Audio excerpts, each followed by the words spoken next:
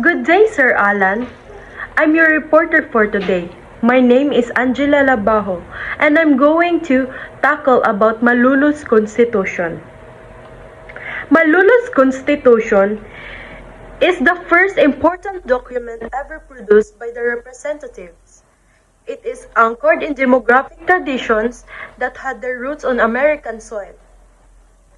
It created Filipino state whose government was popular, representative, and responsible, with three distinct branches.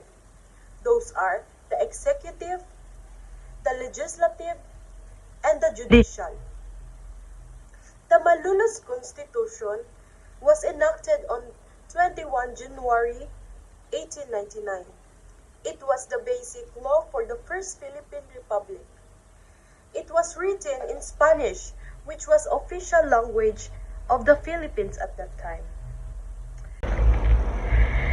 The Malulu's Constitution was the first set of laws created by Filipinos for their own country.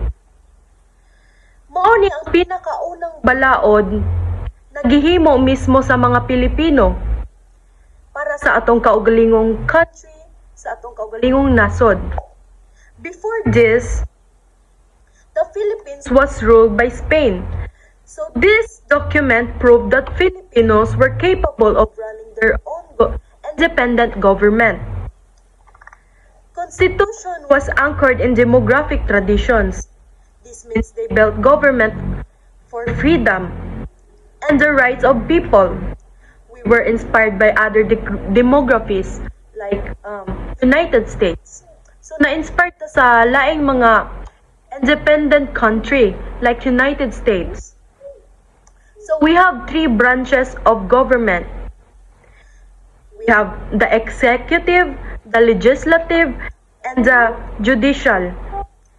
The executive is the president, the ones who enforce the laws. And then the legislative, the representative who writes and vote on the laws. So, in short, Congress na tighimo og balaod.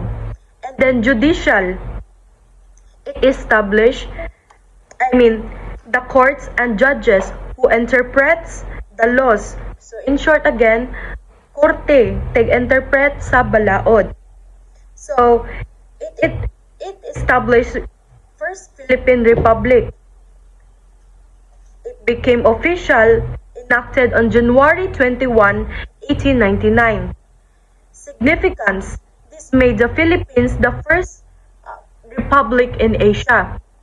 Even though it was Filipino document, it was written in Spanish. This is because Spanish was the official language at that time. It was the official language for business and government in the Philippines. We were colonized for over 300 plus years. So, Spanish language is often what we use for business. Constitution history. The Philippines had long been used as a trading port in Asia, and this leads to their colonization by the Spanish and later on by the Americans. The Spanish converted most of the population into Catholicism, and the religion remains the dominant one even today. During later part of more than 300 years of Spanish rule, nationalist sentiment began to grow among the groups of Indios, which is how Spanish referred to the Filipinos, fueled in large measure by writings of national hero Jose Rizal, later executed by the Spanish authorities.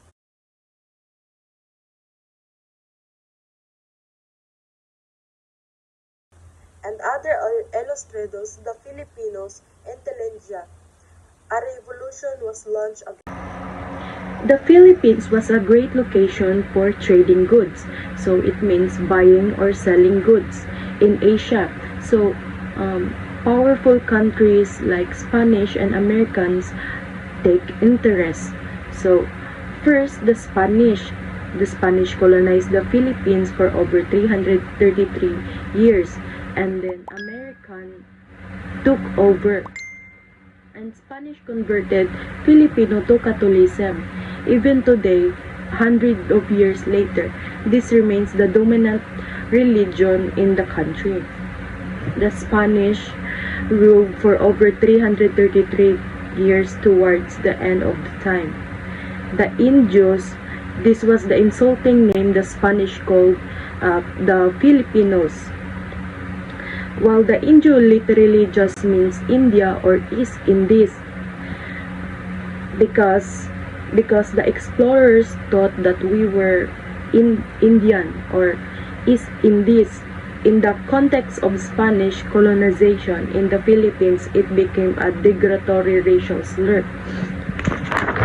It was used to label native inhabitation as inferior. So we were called lazy, unintelligent, and uncivilized compared to the Spaniards. So we were compared to pure-blooded Spanish all the time. We were labeled as lazy. So in Bisaya pa, tamaran or unintelligent, bugo.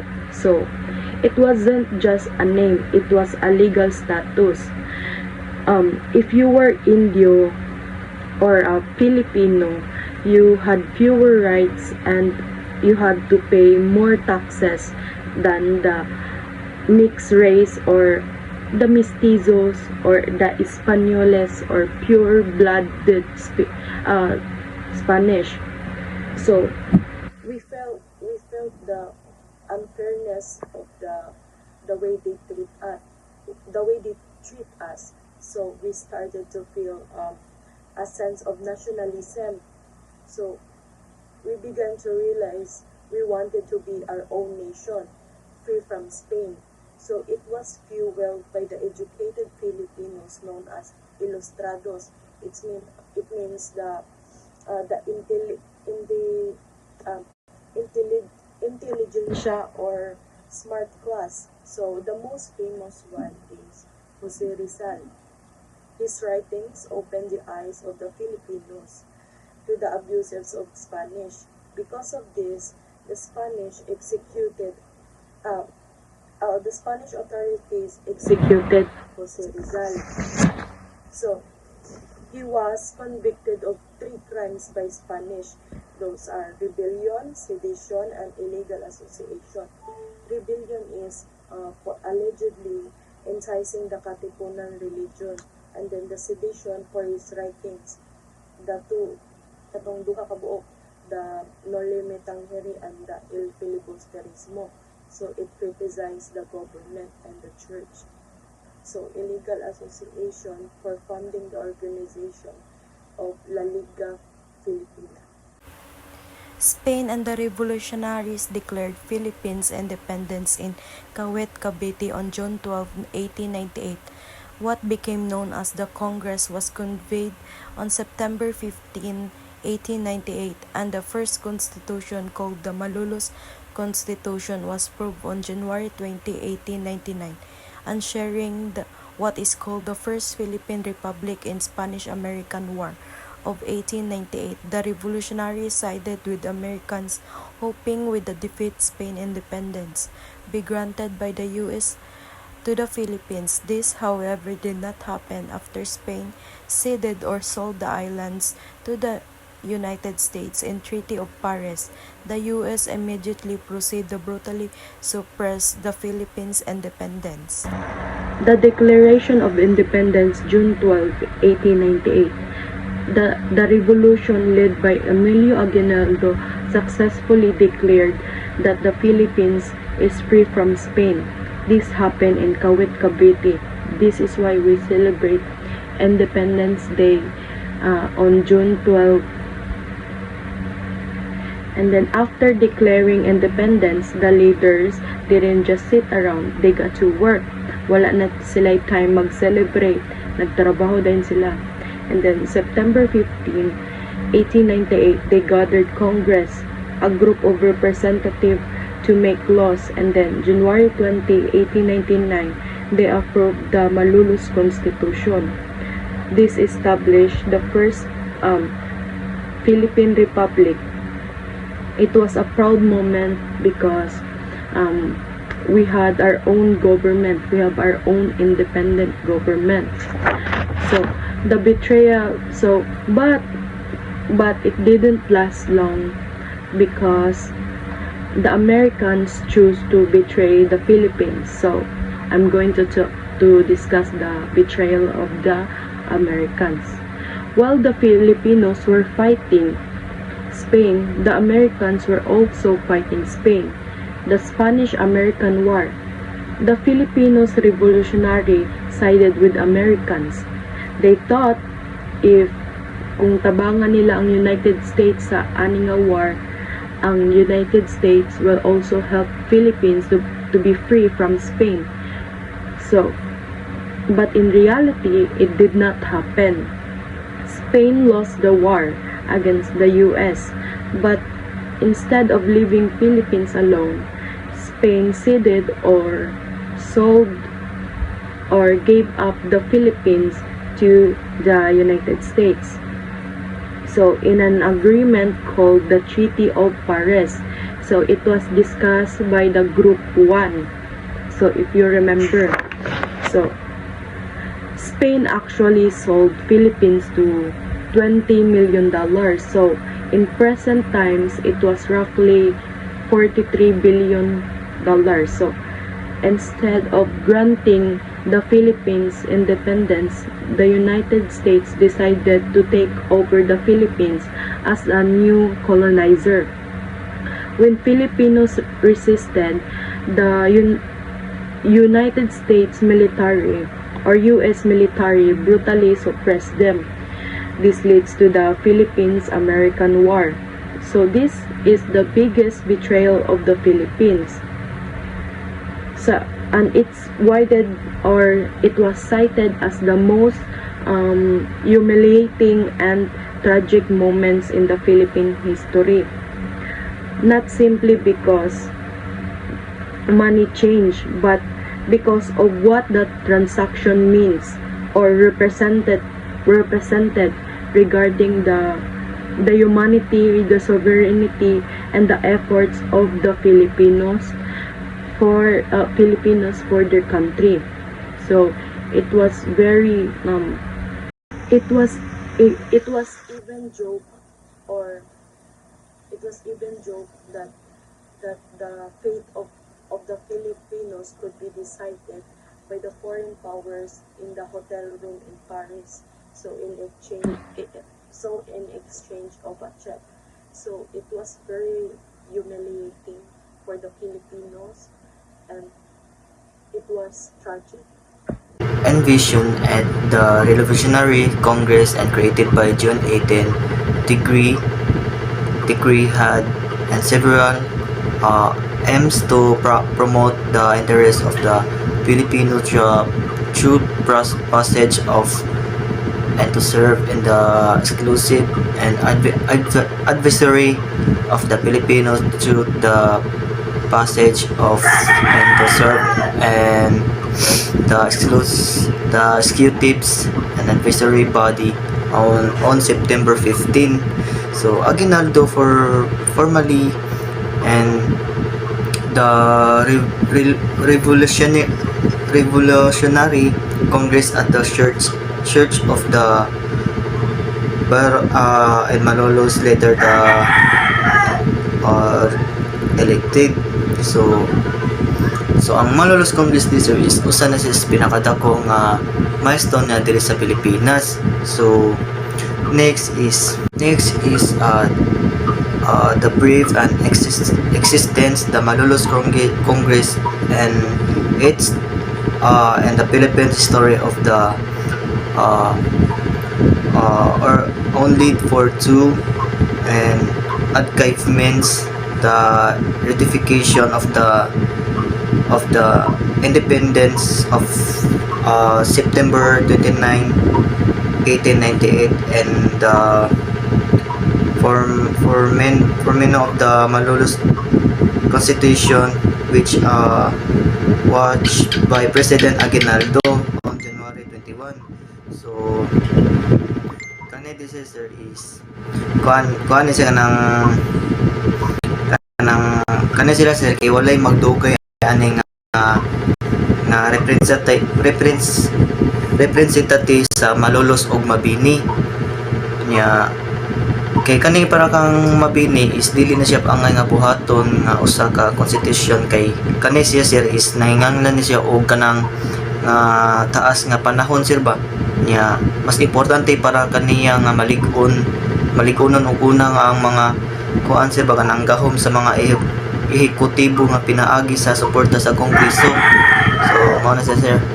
So next the republic was inaugurated on January 23, 1899. So at Barasoin Church and ceremonies and marked by the reading of the whole Constitution by Secretary and Ocampo and proclamation of the Republic the Philippines by Congress President and Paterno, followed by the proclamation of Aguinaldo as the elected president of the new republic and speeches by Aguinaldo. And next is Emilio and Aguinaldo. The first is Philippines of the Republic and prominent and revolution leader and played a crucial role in the Philippines and against Spain and later against and colonization. So next is Andres Bonifacio, known as the father of the Philippines and Revolution, the founded the Katipunan and Secret and Society that aimed to gain independence Spain. I thought he was a president.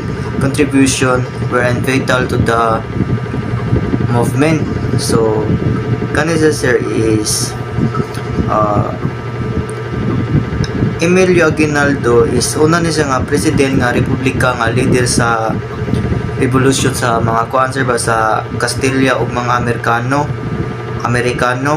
So ang kaning Andres Bonifacio is amahan niya sa mga revolution sa Pilipino ug nagtugod sa mga katipunan sa ba niya.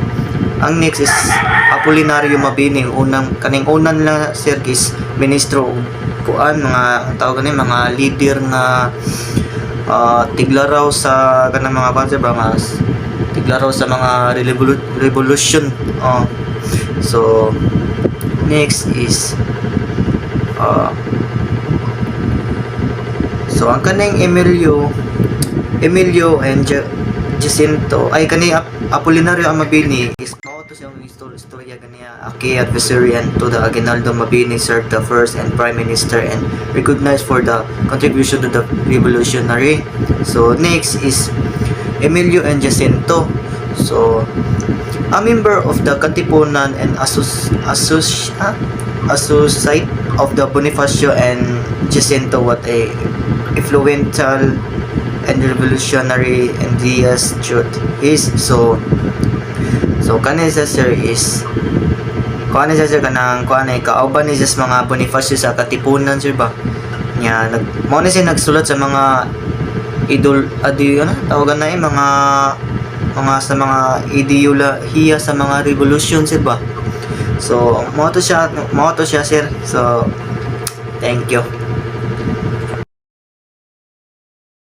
Good evening, Sir A. I'm Cortit Gano from Group 2 History. So, in the first live in January 23, 1898, the First Republic was established in Kawit, Cavite and ended in March 23, 1901, when President Emilio Aguinaldo was captured by American soldier and Panana Isabela, led by Frederick Faston.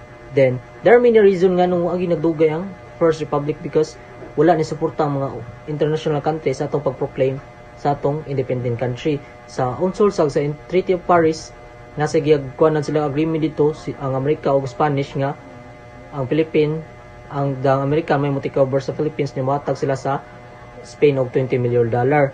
So, even though short-lived na siya, naga po ni dakong meaning sa atong mga Pilipino kay ang Philippines kay mo'y pinakaunang Asian country nga natatag og First Republic.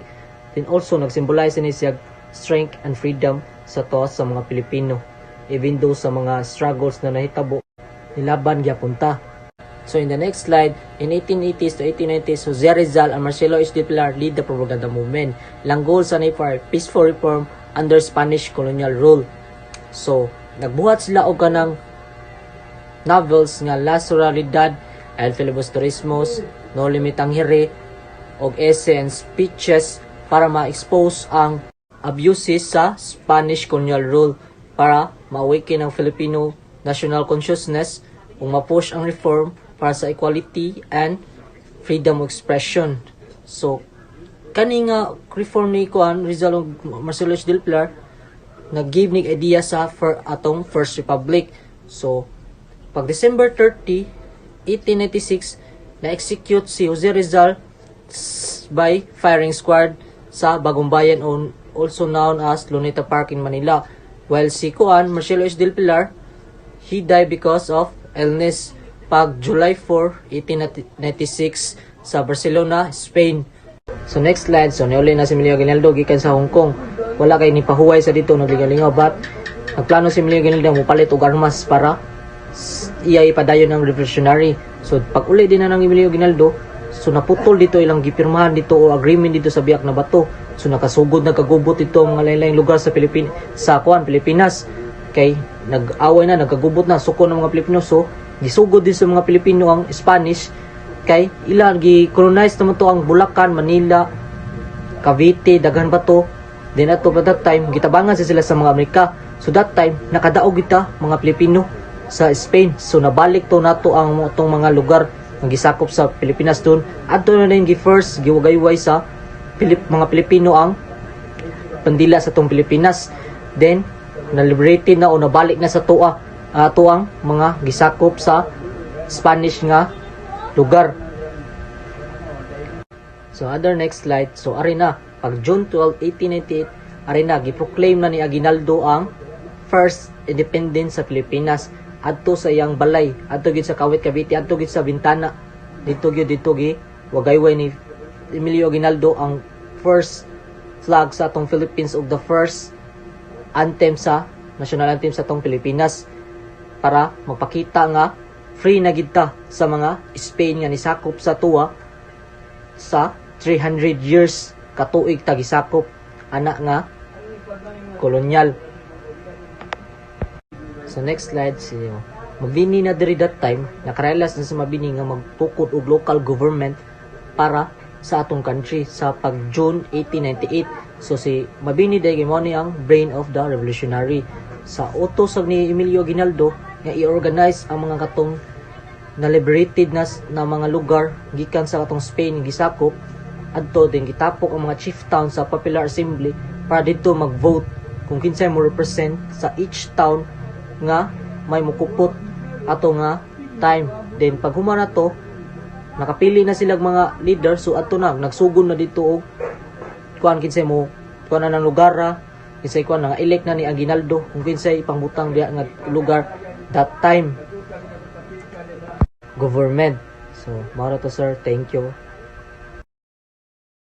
So good day everyone. So mao na siya ako ang topic ug ako ang report karon. The Philippine Revolutionary Government. So unsa din na siya ang Philippine Revolutionary Government?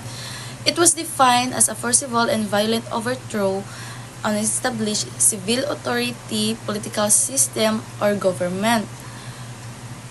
Began in 1896 and it really ended only in 1801.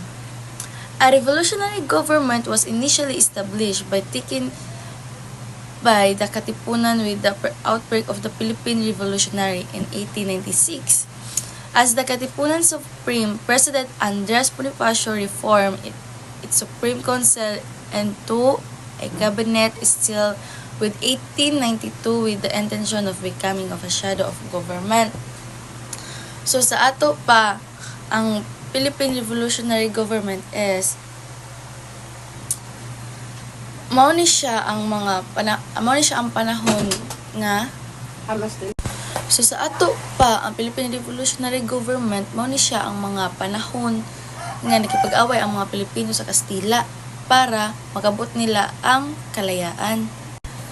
The Philippine Revolution for Independence was a significant event where Filipinos fought for freedom from foreign rule. This rule, driven by nationalist sentiments, aimed to create a self-governing state free from external dominance. The primary goal was to end centuries of colonial control and establish their nation's sovereignty. So, mo ni siya ako ang giingon ninyo nga nagpag-away ang mga Pilipino para sa kalayaan. The Revolutionary Government of 1898. The government established at Tejeros on March 22, but finalized and first asserted itself on April 24, was succeeded in November by the Republic of the Philippines, which is today known as the Republic of Biak na Bato. That government was disestablished on December 15 by the Pact of Biak na Bato, and Aguinaldo went to exile, establishing the Hong Kong. In Aguinaldo's absence, the Central Executive Committee was temporarily established as an insurgent revolutionary government. Aguinaldo returned to the Philippines on May 19, 1898 during the Spanish-American War. So, pag 1897 guys, natukod ni ang Republic of Biak na Bato. Then, human rajud dayon ni siya sa Pact of Biak na Bato.